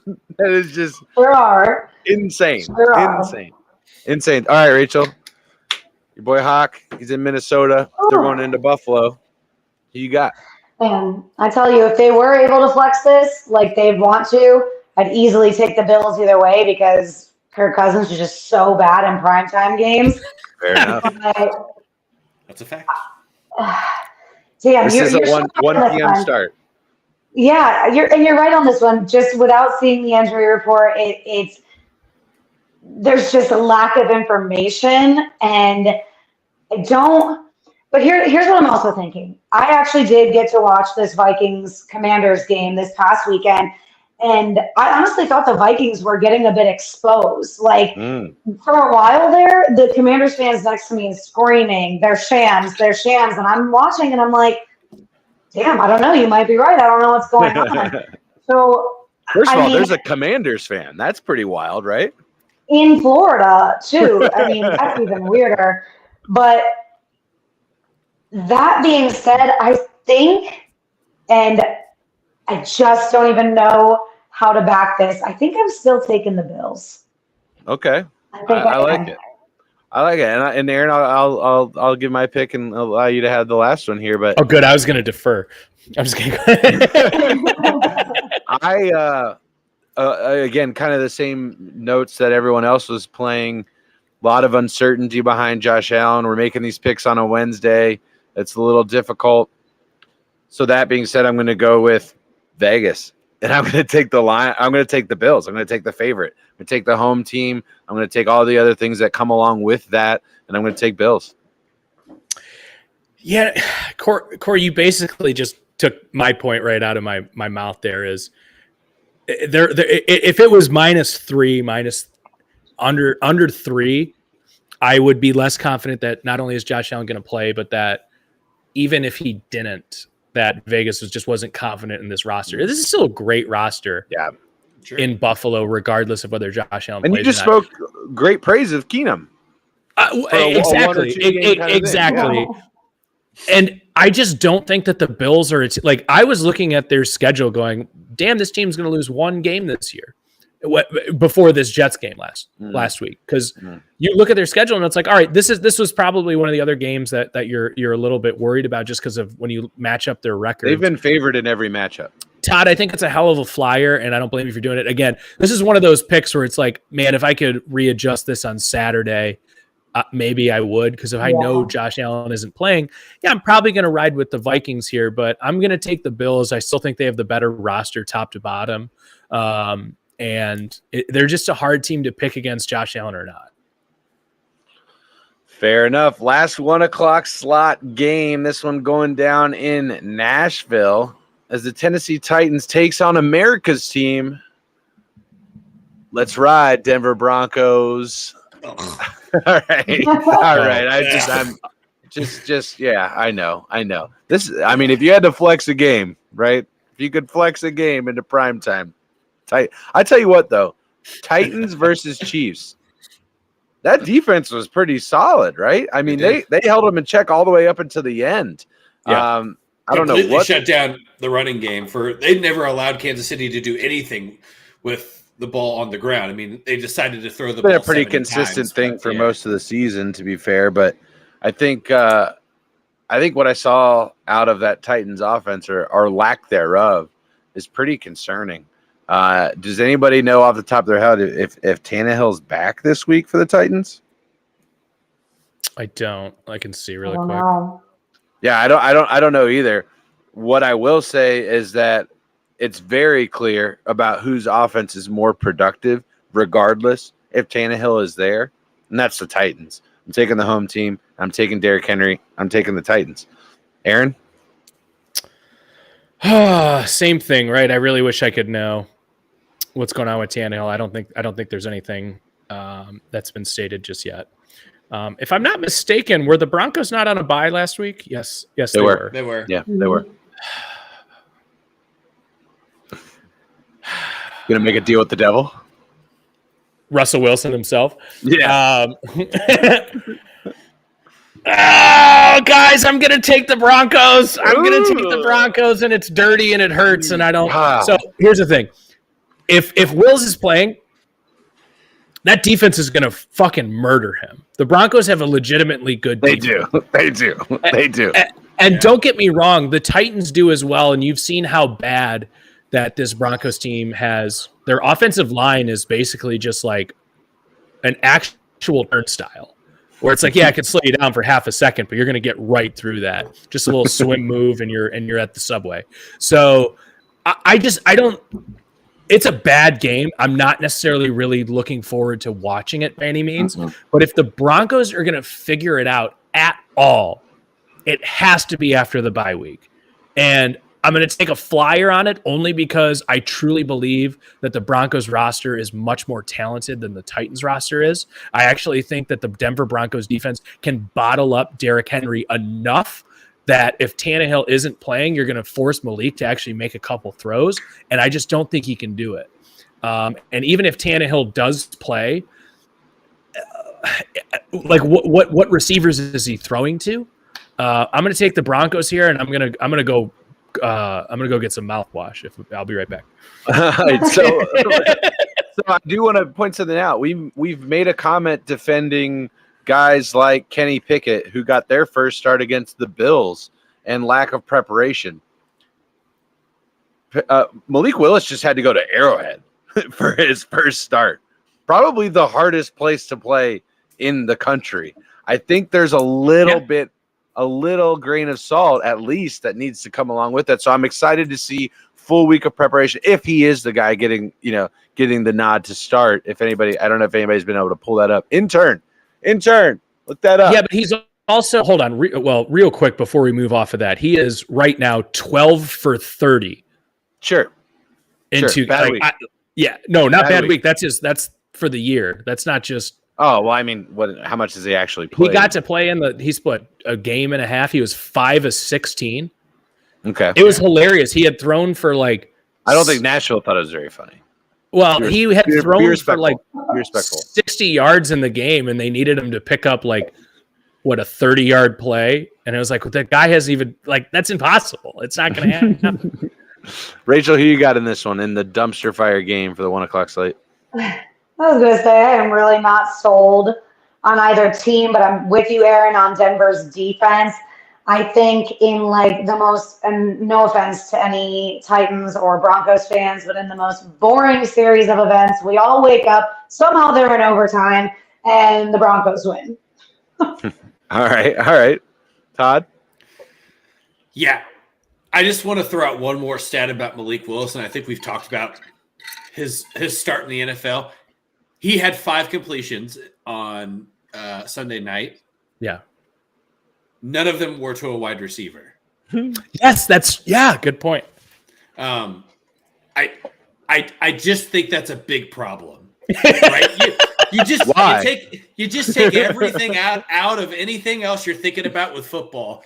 If your quarterback cannot, and he targeted 3. But here's the thing: they were in that game the whole time. They were right there, and he only completed 5 fucking passes. So if he's just a little bit better, right? So if he's just a little bit better, don't you think they can beat the Broncos? No, because I think the Broncos' run defense is much better than the Chiefs' run defense. Okay. Right? This is also without Bradley Chubb now, we should mention. Right. No Bradley Chubb. That is true. I'm still taking the Broncos, and I hate it because I know, right? I don't know if you know this, but Russell Wilson's the fucking weirdest dude on the planet. Oh, yeah. I've seen all of the things. He's a very, very corny guy. Yeah. What was it? What was the thing you did, Corey, a little bit ago with your hands that Russell Wilson does? That was Nick Cage, though. Yeah. Yeah. Well, same Russell thing. Wilson does it. Yeah. They're the same person. It's all artificial intelligence. Yeah. That's Robin Williams. Nice. Oh wait, no, that's Centennial Man. No, let's move on. Yeah, that's Haley Joel Osment. Haley Joel Osment, yeah. Nice. All right, moving into the 4 o'clock slot. We've got another just 2 teams that appeared on our underperforming list. Beautiful slate here for the 4 o'clock slot in total. We've got the Indianapolis Colts, led by Jeff Saturday, heading out to Vegas to try their luck as they take on the Raiders. Rachel, we got the Raiders favored by 5.5. Does Jeff Saturday get his first win in his first head coaching appearance? No, and it's not a get-right game. It's not a get-right game for the Raiders either. Like, they should just win that game for, I think, pretty obvious reasons. Okay. All right. Good deal, Todd. Yeah, Raiders. I think that's the best answer we've had. No. Best answer we've had so far. It's Jeff Saturday, Jeff Sunday. I'm taking the Raiders. Yeah, I'm going with the Raiders on this one as well. We are flush as an organization on that decision here. Next one, we are headed out to SoFi as Kyler and the Cards take on the Los Angeles Rams. Rams favored by maybe Kyler. Maybe Kyler, questionable. Questionable just popped up on the injury report today. We'll have to wait and see. That said, Rams still only favored by 1.5 at home. Aaron, what do you got on this one? I'm so fucking sick of picking the Cardinals. I feel like I've done it so much. Yeah. And I'm done. I'm just done doing it. I'm taking the Rams. I'm not going to bust any stats out that I've prepared. It's just I'm so sick of fucking picking them, and I'm taking the Rams. Yeah. Todd, who you got? Look, I'm taking the Rams here. Here's the thing: if you guys have watched the Cardinals at all this year, it's all very underwhelming across the board, right? Everything that so are the Rams, though. I'm getting there. Let me work through here, buddy. It's hard. Everything that they're doing in Phoenix is very underwhelming, and I proposed a question to you guys a few weeks ago: is if Arizona doesn't figure it out, is Cliff Kingsbury's job on the line, right? Does it come into question? And yeah. I watched them against Seattle. It was bad. They didn't do anything well. They don't establish the run game. Kyler Murray is inconsistent. He's running for his life. DeAndre Hopkins is really your only thing that you have coming off of his suspension that's been good. And that's only 2. We're into week 3 of DeAndre. And now you're getting into LA, who we just said are one of, if not the third most underwhelming on my block, the third most underwhelming team in the NFL to start the season, right? The Super Bowl hangover is very significant. And again, this is a horrible offensive line. This is a defense that's not really stopping anyone. And we're watching Matt Stafford make a lot of mistakes again. And you're also watching guys like Van Jefferson just drop wide open balls. I watched that happen 3 times in that 4 o'clock game. But I think Matt Stafford's a better quarterback than Kyler Murray, and that's where I'm going here. I think Sean McVay is a significantly better coach than Cliff Kingsbury, so I'm taking coaching and quarterback over anything here. I like it, Rachel.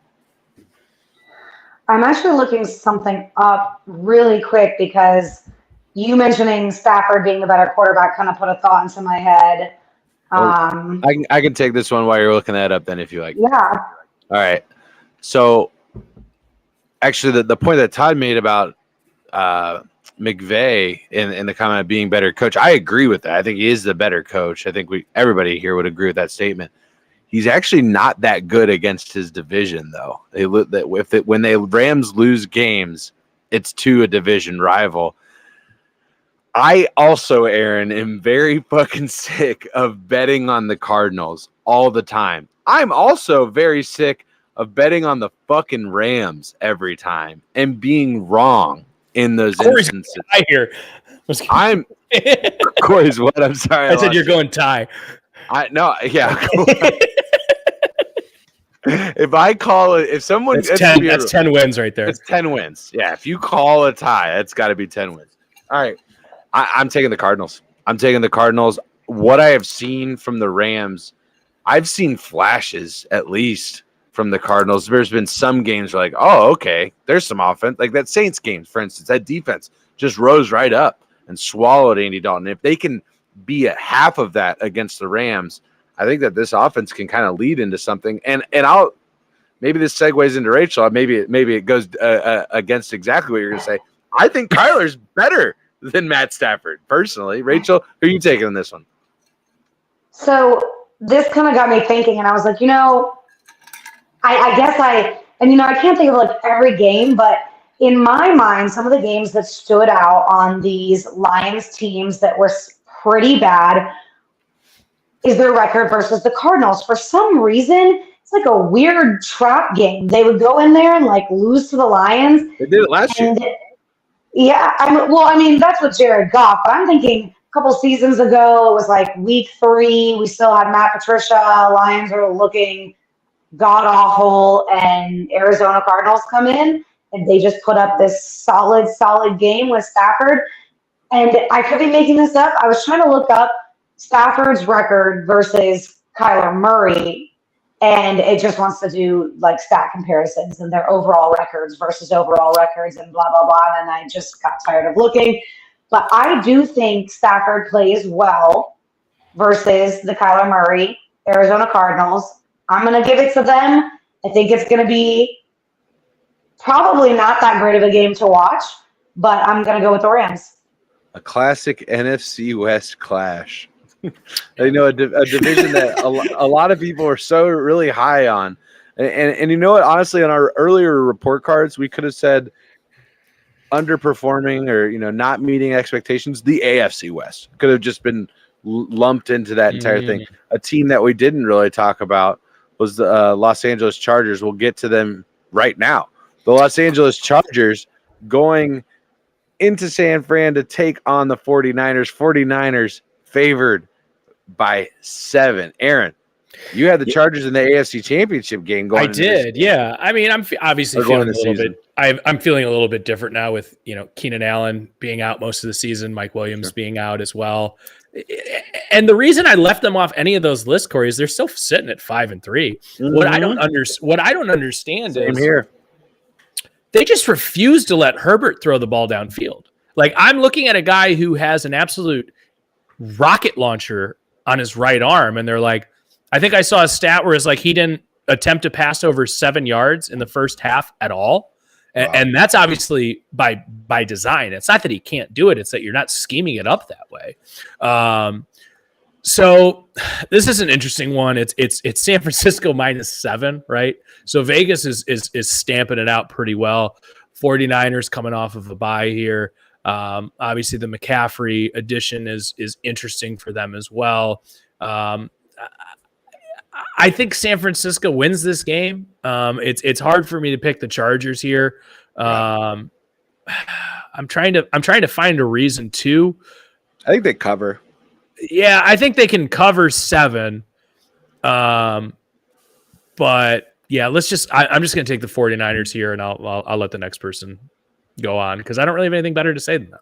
All right, Todd, who you got? So here's who the Chargers have beat this year. So I want to set the table here. So they beat the Raiders, and then you go eat.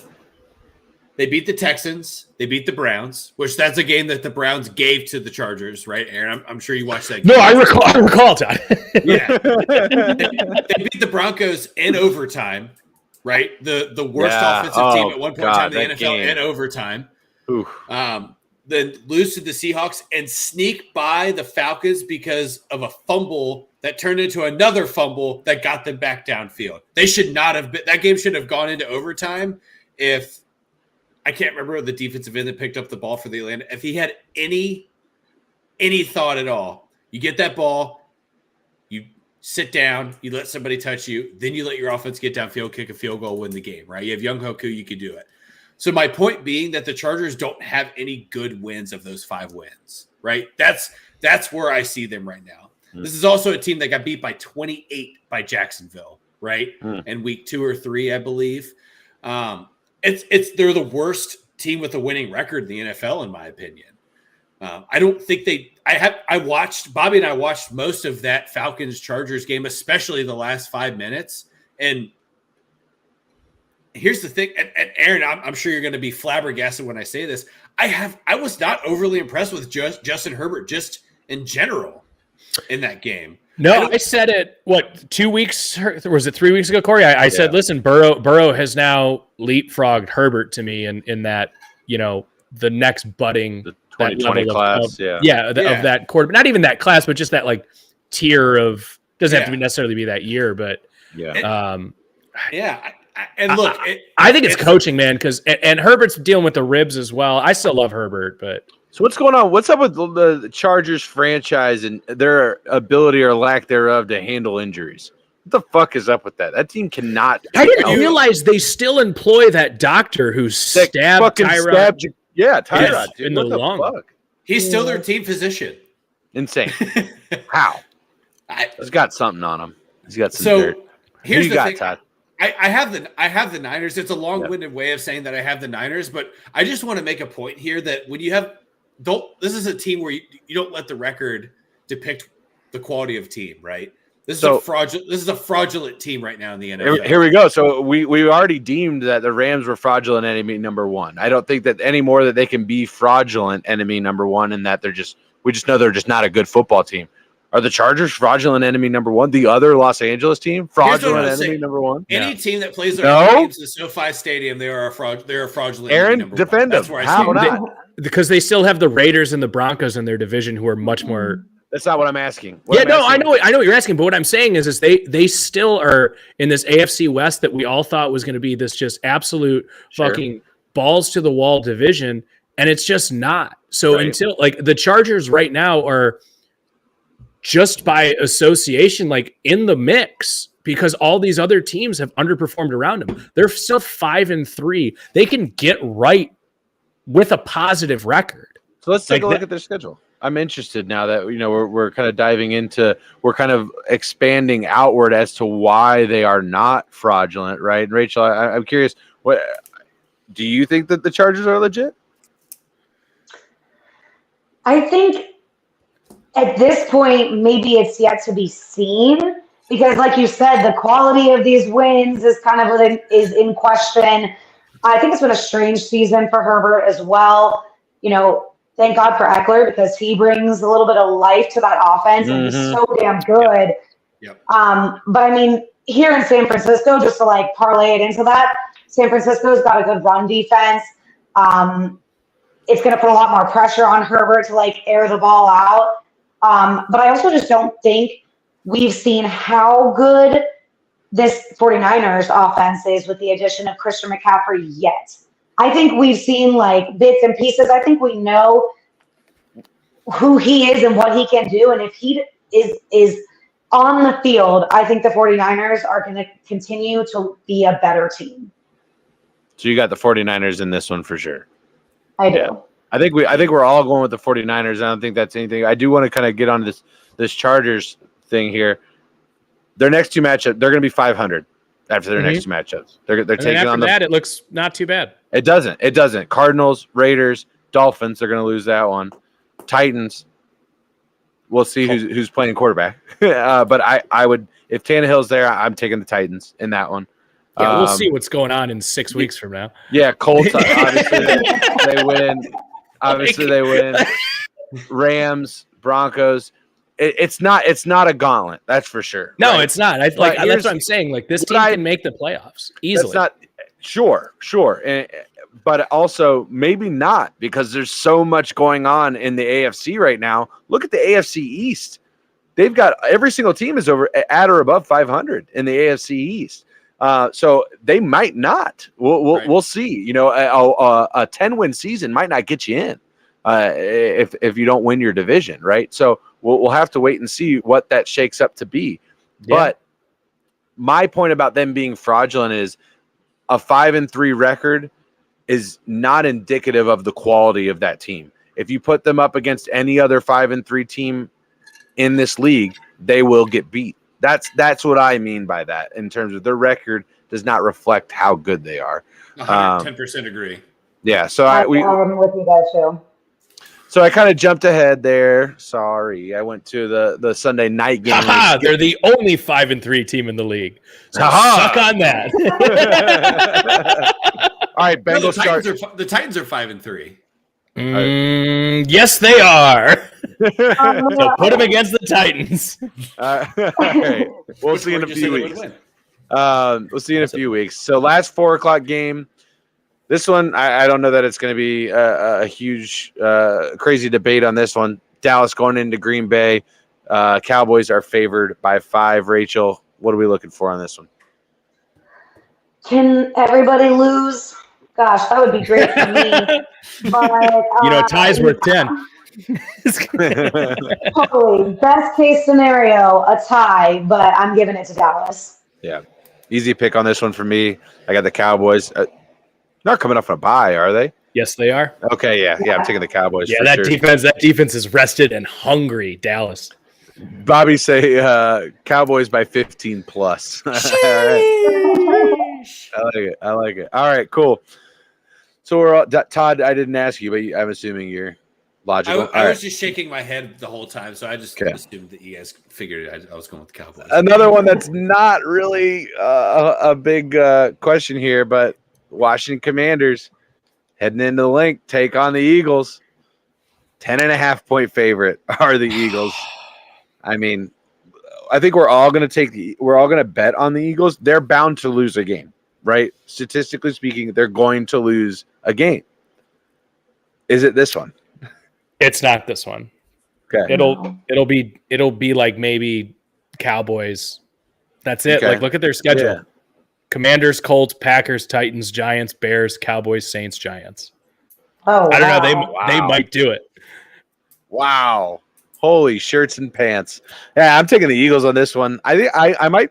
You give me 10.5 points in the NFL. I'm licking my chops a little bit. I kind of like that. I like anytime you give me double digits, man. I'm jumping on it. There's just not a whole lot of games. With. What was the one I had earlier? The tease, the Texans. You tease this one up too, because 14.5 is 2 scores. So let's see here, and the juice is even on both sides. -110 for if you're taking 10.5 with the Commanders, or you're taking 10.5. You're giving it up with the Eagles. Rachel, I think taking the Eagles on this one. I assume. Yeah, pretty easy one. All day. All right. So that's it, ladies and gentlemen. Those are your Week 10 picks. Is there anything else that we have to cover tonight? We had a lot of chalk the last couple of weeks. There's some discrepancies with our picks this week. Yeah. I like it. Yeah, there's some variance. There's some variance. I kind of shot from the hip on a lot of these picks. We'll see how the fuck it goes. So it's kind of like you're filling out that NCAA bracket, just flipping a coin. Yeah. Sometimes those are a little bit more productive than the ones that you're actually putting the time into. I mean, there has to be a 5-12. Obviously, I'm going to take UC Santa Barbara. Colgate's defense is good, man. I mean, dude, I use their toothpaste. Oh, my God. Jesus. All right. We got to get the fuck out of here. So I do want to say something, though. Yeah. So tomorrow around 12 o'clock, everybody needs to be on their phones ready to go, because there's going to be a big decision made by the Attorney General tomorrow about Dan Snyder. Ooh. That's announced tomorrow. That's announced tomorrow at noon Eastern. So go ahead and follow us on Rally Tell Sports, breaking news coverage all the time on Twitter. Here's my opinion of this: is I think the hammer is going to get laid down on Dan Snyder. Outside of just trying to be non-biased, my personal opinion is I hope that there's a shitstorm that rains on Dan Snyder, because I think he's a piece of shit of a human being. But I think you're going to see Justice move in the right direction here against a guy that's used money to his advantage for a really long time, and I'm looking forward to something good for humanity tomorrow. I'd like to believe you. I hope you're right, but I've seen this movie so many fucking times. I'm trying to speak it into existence. I hope you're right, Todd. I hope you're. Here's the thing: the guy was the most adamant about, I'm never going to change the team name, and then all this shit came out, and he was like, "All right, we'll change the team name." He was adamant about, I'm never going to fucking sell this team. And what's the news that has come out the last, week or so? Yeah, he's I think honestly, I'm with Todd. I kind of think the writing's on the wall here. You don't go into panic mode the way that he did in the last month without things not going in your direction, right? I mean, you're talking about a guy who played the toddler game of, if you're going to talk shit about me, I'm going to do everything I can to talk shit about you and find every single thing wrong about you. It's infantile. So what would be adequate? And then the owner who got busted for cocaine was like, that guy's a fucking asshole. I think he's adequate. What's adequate? What's adequate punishment? Because they can't remove him from ownership. He's the owner. They can actually, if they want. The attorney general cannot remove. No, not the attorney. I'm sorry. I misunderstood what you meant then. The only people that can remove Dan Snyder from owners are the other owners. Right. That's it. Yeah. So what's an adequate? He's going to go to jail? He can still own the team from jail. Sure. Well, I think that you're going to see him indicted on white collar crime, right? Because that's really what kind of the foundation of this is. It's he's been running this white collar crime scheme for over a decade, taking money, putting money into the organization, but in reality taking money out of the organization and filling his pocketbook, and taking it out of the pockets of other owners. Right. Well. Exactly. Right. Absolutely. And that's where I think that you look at. So I'm going to give you 90 seconds of being political here. When you look at when money is involved in a grand scheme, right? The NFL is one of the largest businesses, if not the largest business in the United States, if I'm not mistaken, in terms of total gross dollars. Other than sex. Yeah. Yeah. Other than the pornography industry. That's correct. Yeah. So, there are too many people in too great of a position that also have people that live within Washington and within Washington, D.C. that are also in a very strong position to not allow this to be the maximum penalty that Dan Snyder can get. Because money talks. Money talks no matter where you exist in the world. Money talks, and it talks in Washington as well. Yeah. And you're gonna watch that justice, and it sucks that it's coming from money, but that's how justice is going to be delivered here to Dan Snyder. Sure. I hope you're right. Al Capone got caught because of tax fraud, man. It's not crazy to say. No, and I hope you're right. I've just seen so many times where guys in his position that have money, that have privilege, that have all of these things, that they just get out of it. I just seen things where they get a slap on the hand, or they're able to use their money. That's 100% going to happen, but he'll be out to leverage it to get out of it. Yeah, he's going to be out as an owner, and then he's going to be a billionaire, even more so. Even more so. That sucks. I mean, what was the guy that sold the Clippers? The Clippers sold for $13 billion. Yep. Yeah. So.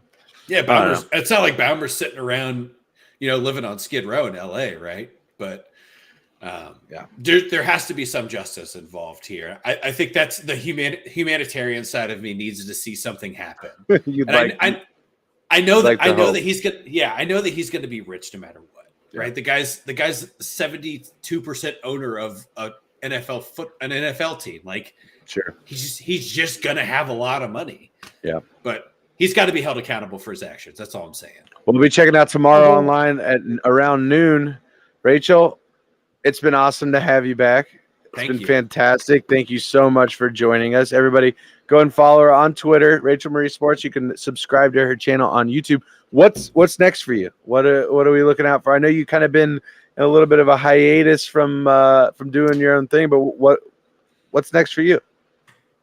That's a question that I ask myself a lot, and I think I'm just trying to figure it out and balance my schedule and figure out, where it fits. And this probably sounds crazy, but there's also a part of me that I don't know if you guys have ever deep done a deep dive into Lions Twitter or like the Lions fan base, but it is almost like the politics in this country. It's very much like, you're stupid, no, you're stupid, and it's really, really crazy all the time. And it's That's just Twitter, a result. It is, but it's also a result of like just being so jaded by like Right, all this right. time spent losing, and so you have this one faction of the fan base that just doesn't believe in anything good if they don't see like quick and immediate results and whatever. So like, even for the time being, it's partially for just my sanity that I'm like, I don't know if I want to. Right now is the time to like engage in smaller ways, and I think there's like another time where when my work isn't so crazy, and so I'm also trying not to be stressed out about other things, that I'm definitely going to get back to YouTube itself.